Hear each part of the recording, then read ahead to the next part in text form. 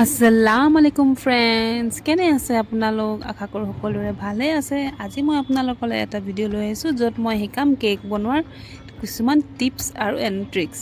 আপোনালোকে ভিডিঅ'টো স্কিপ নকৰাকৈ চাই থাকিব এণ্ডলৈকে।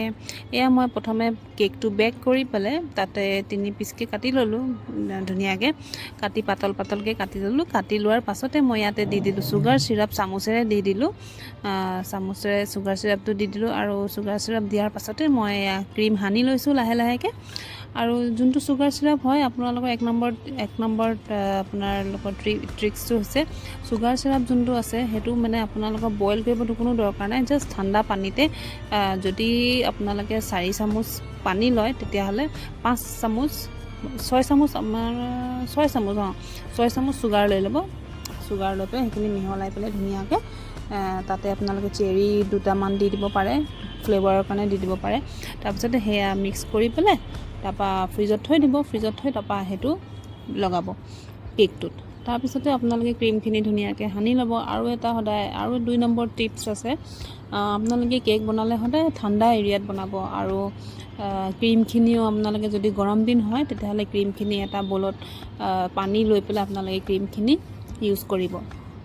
তাৰপিছতে এয়া দি দিলোঁ মই অকণমান ষ্ট্ৰবেৰী পাল্প, সেইটো যোনটো ওচৰৰ মাৰ্কেটতে আপোনালোকে ধুনীয়াকৈ ইজিলি এভেইলেবল পাই যাব। পাল্প বুলি ক'ব লাগে। ষ্ট্ৰবেৰী পাল্প থাকে, পাইনএপল পাল্প থাকে, মেংগ' পাল্প থাকে, ধেৰ তেনেকৈ থাকে বেলেগ ৰকমৰ, যোনে যোনটো ভাল পায়। আৰু মই এইটো ষ্ট্ৰবেৰী দিছোঁ, ষ্ট্ৰবেৰী বেটাই খাই ভাল পায়, সেইটো কাৰণে মই ষ্ট্ৰবেৰী ফ্লেভাৰটো দি দিছোঁ। ষ্ট্ৰবেৰী ফ্লেভাৰ দি মেলি তেনেকৈ এতিয়া মই যেনেকৈ এটা লেয়াৰত যেনেকৈ মই বনালোঁ, এই তেনেকৈ 3টা 4টা 5টা লেয়াৰ আপোনালোকে ধুনীয়াকৈ বনাব পাৰে। তাৰপিছতে হৈ গ'ল এটা কেক। তাৰপৰা মই বেলেগ এটা আকৌ মই দেখাই আছোঁ আপোনালোকক। তাৰপিছতে মই ধুনীয়াকৈ ক্ৰীমখিনি চাৰিওফালে ক্ৰীমখিনি ধুনীয়াকৈ লগাই দিম। আৰু এটা 3 নম্বৰ টিপছ হৈছে কি, আপোনালোকে ষ্ট্ৰবেৰী যোনটো পাল্প লগায় সেইটো একেবাৰে ওপৰৰ লেয়াৰত আপোনালোকে কেতিয়াও নলগাব। একেবাৰে ওপৰৰ লেয়াৰত আপোনালোকে অকল জাষ্ট ক্ৰীমটো দিয়ে আপোনালোকে স্প্ৰেড কৰিব। আৰু এয়া মই দেখাইছোঁ যে ডাঙৰ লাঠিবিলাক, সেই লাঠি নিচিনা আপোনালোকে দেখিছে যে ষ্টিক্স, সেইবিলাক আপুনি মাৰ্কেটতে পাই যাব, ষ্ট'ৰৰ পৰাই পাই যাব কেকৰ। এইটো একচুৱেলি মানে কেকটো ইফাল মানে তেৰা বেকা নোহোৱাৰ কাৰণে এইটো লগোৱা হয়। আৰু এইটো বস্তু অকণমান কাটি ল'ব। আৰু কিন্তু এটা কথা, এইটো জোখটো যে আপোনালোকে কাটিব, সেই জোখটো আপোনালোকে যেতিয়া ক্ৰীমখিনি লগাই হৈ যাব ফাইনেল, তাৰ পাছতহে আপোনালোকে সেই জোখত কাটি ল'ব। কাটি ধুনীয়াকৈ লাহেকৈ ভৰাই দিব। এনেকৈ যদি ভৰাই দিয়ে তেতিয়া মানে কেকটো মানে তেৰা বেকা হৈ নাযায় আৰু মানে ধুনীয়াকৈ ষ্টিক হৈ থাকে কেকটো। এয়া মই ধুনীয়াকৈ 3ডাল লাঠি ভৰাই দিলোঁ। আৰু কেকটোত ইয়াৰ ওপৰত মই 3 টায়াৰ কেক বনাইছোঁ, সেইটো কাৰণে মই লাঠিটো দিবলগীয়া হৈছে, নহ'লে আপোনালোকে নিদিলেও হয় লাঠিডাল।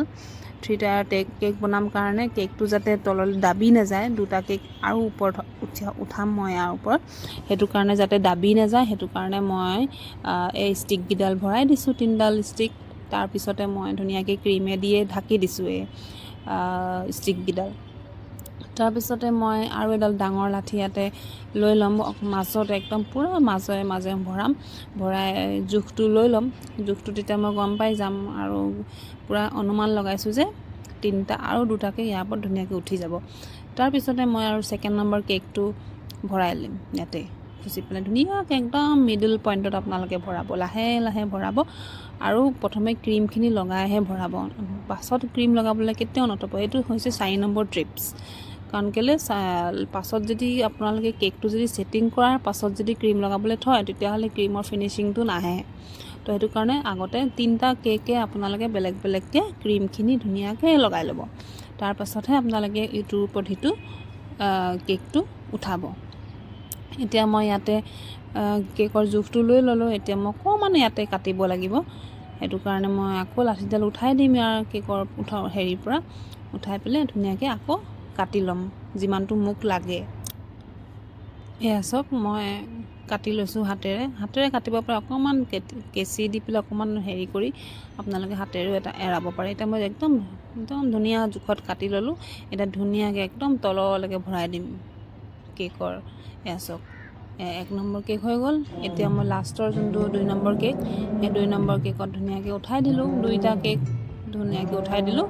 উঠাই আপোনাৰ কিনাৰৰ যোনটো একেবাৰে তলৰ যোনটো ক্ৰীম দেখিছে আপোনালোকে, একো মই ক্ৰীম তেনেকৈ লগোৱা নাই। সেইটো মানে ইমান দৰকাৰ নাই লগাবলৈ, কাৰণ কেলৈ আপোনালোকে আকৌ ক্ৰীমেদি সজাব, সেইটো ফুল লগাই দিব। এয়া মই ফুল লগাবলৈ চেষ্টা কৰিছোঁ। আৰু আপোনালোকে 5 নম্বৰ টিপছ আপোনালোকক দি আছোঁ। 5 নম্বৰ নে 6 নম্বৰ মই পাহৰি গৈছোঁ।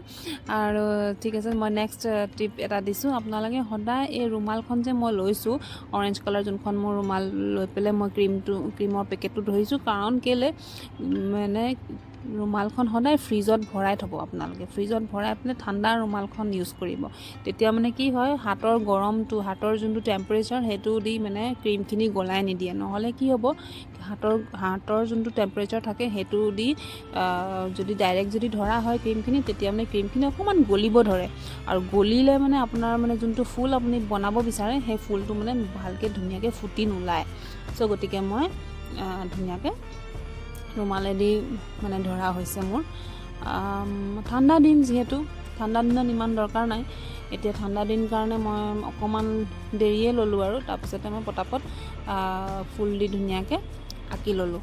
আৰু এইটো ইমান ফিনিচিঙৰ দৰকাৰ নাই। যোনটো এণ্ডিং যোনটো আপোনালোকে দেখিছে ক্ৰীমখিনি অকণমান লগা নাই, সেইটোত ইমান দৰকাৰ নাই, কাৰণ কেলৈ অলৰেডি তাত আকৌ ক্ৰীম লগোৱাই হ'ব ফুলেদি। পিংক কালাৰ যোনটো আছে সেইটো মই ধুনীয়াকৈ আকৌ লগামেই। পিংক কালাৰ নহ'লে হোৱাইট কালাৰ যিয়ে হওক, আপোনালোকে ফুল যেতিয়া বনাব, সেইটো কাৰণে ইমান দৰকাৰ নাই আপোনালোকক। চ' এইকেইটাই হৈ গ'ল মোৰ টিপছ, আপোনালোকক মই দি দিলোঁ।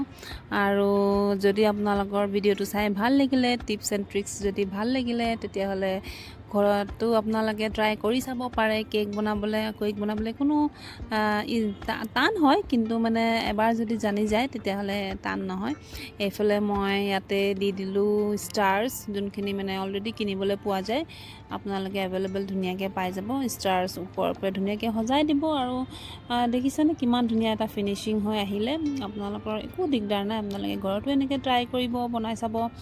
আৰু যদি ভিডিঅ'টো চাই ভাল লাগিলে, তেনেহ'লে লাইক এটা কৰি যাব, আৰু কমেণ্ট কৰি জনাব কেনেকুৱা লাগিলে কেকটো। ঠিক আছে, তেনেহ'লে বেলেগ এটা ভিডিঅ'ত লগ পাই আছোঁ। টিল দেন বাই, টেক কেয়াৰ, আল্লাহ হাফিজ, খিয়াল ৰাখিব নিজৰ।